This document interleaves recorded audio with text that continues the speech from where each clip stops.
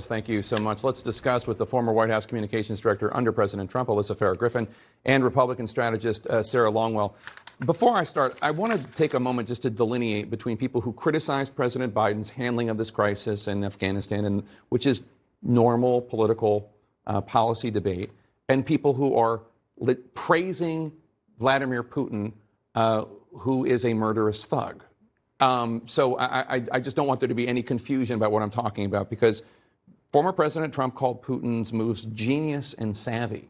What was your reaction when you heard that?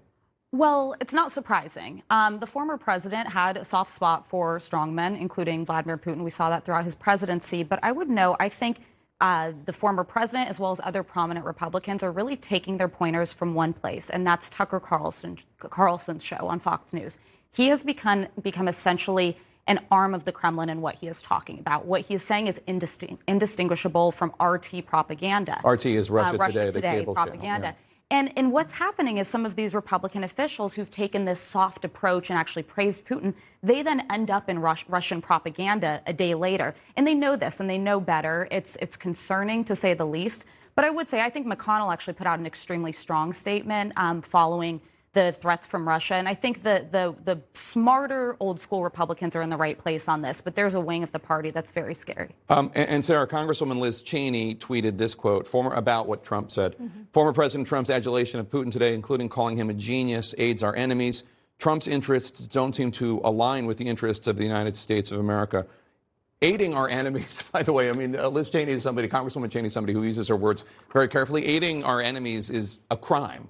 Yeah, and she's right. And frankly, what's so disappointing is that Liz Cheney and Adam Kinzinger are the only people that are talking like that. I mean, look, the last 6 years, if you're a Republican like me who doesn't think that Trump is a great person, it's felt like you are taking crazy pills watching this version of the Republican Party. I was born in 1980. I'm a Reagan baby, which means, you know, a baby of the Cold War. Like, this is a total inversion of everything Republicans have ever stood for. And watching people like Mitch McConnell's comment was strong, but he's not condemning Trump. Where are the people condemning Tucker Carlson, condemning Donald Trump, saying we're not going to call him a genius at this time of crisis? It is like a funhouse mirror of politics watching the way Republicans are responding. Well, you make me feel old. I just want to say, for people out there, I was born in 1969, so I remember the Reagan era very well. Go Google Bear in the Woods ad. I remember that as if it were yesterday, a very stark commercial for Ronald Reagan about why he needed to be, I think, reelected in 1984 because of the Soviet threat. Right, and I think it's a sad time in our political discourse if people tend to hate their political opponent more than America's adversaries,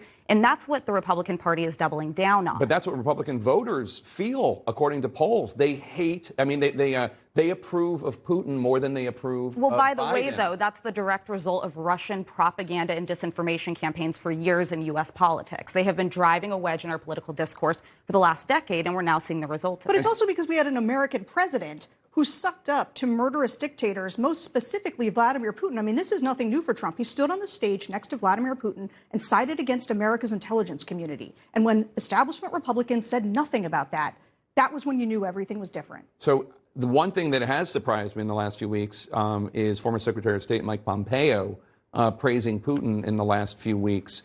And that has, popped up on Russia Today and back in Russia. Take a listen to some of the things Pompeo said about Vladimir Putin. He's a very talented statesman. He has lots of gifts. He was a KGB agent, for goodness sakes.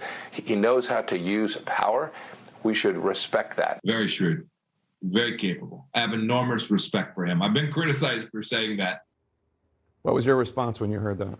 So Mike Pompeo has a long history as being tough on Russia and respecting Ukraine's sovereignty. I have to say that full stop, because I knew him in the House and his time as Secretary of State. So that choice of words is bizarre to me, because he knows exactly how that's going to be weaponized by the Kremlin to say, look, even America's leaders are praising me and saying what a strong man I am. I don't understand it. I assume it's trying to, again, cater to this Tucker Carlson, America First crowd. But Mike Pompeo has been very strong from an actual policy standpoint on Russia. So the words were very poorly chosen.